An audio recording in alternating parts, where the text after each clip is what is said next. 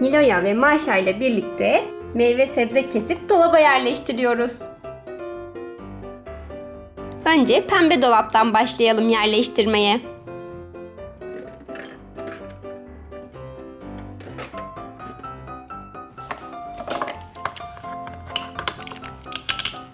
Kırmızı bir domates.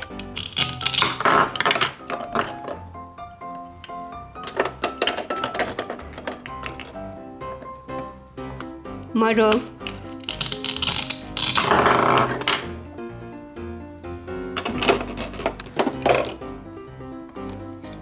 Karpuz.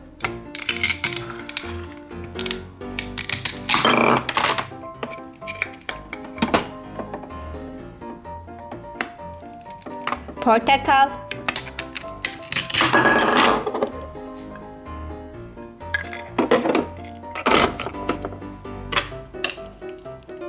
Limon.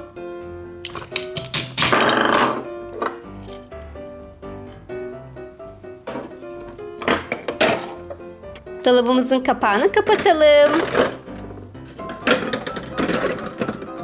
Şimdi Pororo buzdolabına yerleştirelim.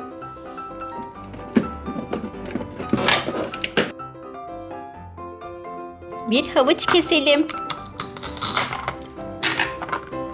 Havuç çok sağlıklıdır. Bir ananas.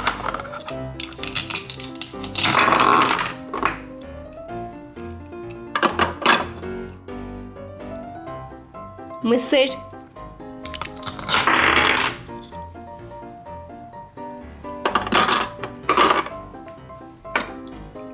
Mantar.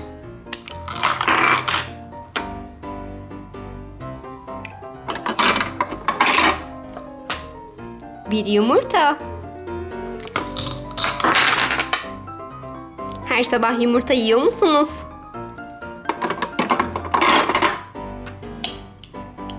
Çilek.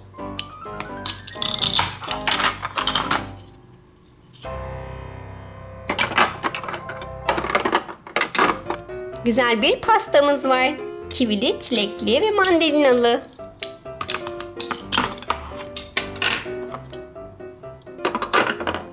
İzlediğiniz için teşekkür ederiz. Yeni bölümlerimizi kaçırmamak için abone olun. Çocuk kalın, mutlu kalın.